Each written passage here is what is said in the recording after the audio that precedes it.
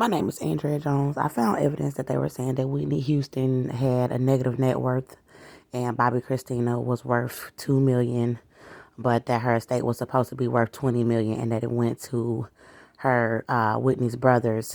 They were saying that she recorded in the studio with Jordan Sparks for um, Sparkle right before her death. Now, she was with Sony Records, she was with Arista and RCA Records. Whitney Houston did a song with Jordan Sparks called Celebrate, and it was for the movie Sparkle that premiered August 2012, the same year that Whitney Houston died. Whitney Houston died in February 2012 and did not show up to the premiere. There were scenes of Whitney all inside of the movie, and she pretty much probably brought in a lot of money.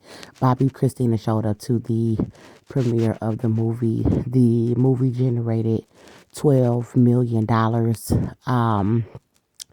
At the opening of the movie, there were paparazzi shots of Whitney looking like she was on crack, but they were not saying that when they were shooting. The film is saying to have generated up to $40 million or more, and that Jordan Sparks' net worth was around $12 million. And Bobby Christina ended up dying in 2015. So I looked up Jordan Sparks' um, record sales, and they weren't as good as Whitney's. Whitney had over 34 albums or 34 albums, and they are selling everything Whitney all over the internet. They are continuing to sell everything Whitney: calendars, clocks, posters, anything you name it, tributes. Let's see, cassette singles, CDs, vinyl records. They're selling T-shirts. They are selling all of this, and her daughter is not getting a dime. They are still selling her movies, magazines. About her and Bobby Christina's life. They are selling clocks.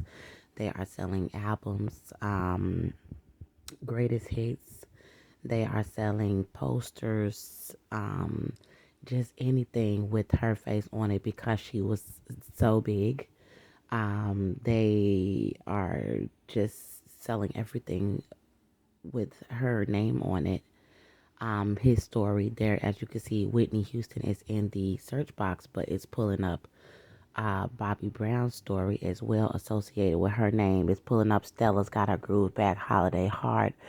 They're selling her songs by the hundreds. They're selling her as a coloring book. They're doing jazz tributes, all of this money. And then they were saying that she was penniless when she died and saying that she was a crackhead.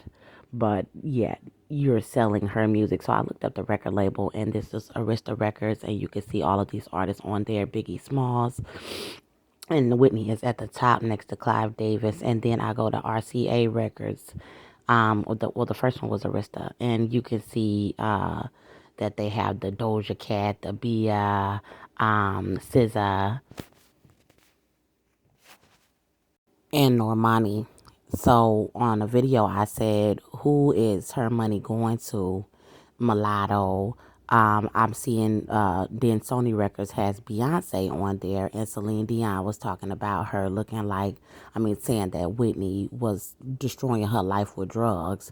And I said, well, she can't talk about Whitney. She don't have no room to talk about her because it looks like she's on drugs. So God blessed me because I was like, oh, that's how they sign new artists. I was thinking, oh, so they take the money from the old artists and then they go and recruit new artists with the money, and then God will like, God bless you.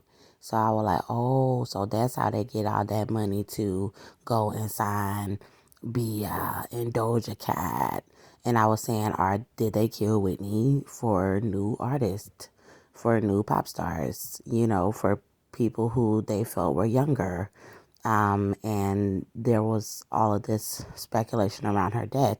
But what I want to show you guys is the actual album sales. They were saying that Beyonce was the best female selling artist of all time. And of course, she's light skinned, and Whitney is a brown skinned woman and is very satanic. So when you're signing a deal with Satan, you are actually signing a deal with the white man. You're signing a deal with the devil. And some people are saying that Whitney's autopsy and Bobby Christina's autopsy actually reported that their teeth had been punched out of their mouths.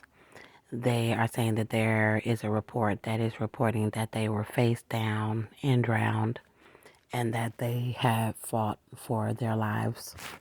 So it's saying that Beyonce sold over 118 million records worldwide.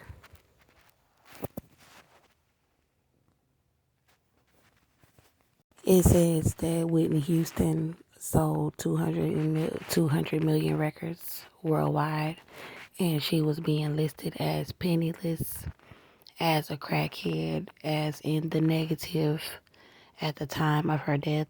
Her daughter also was found dead.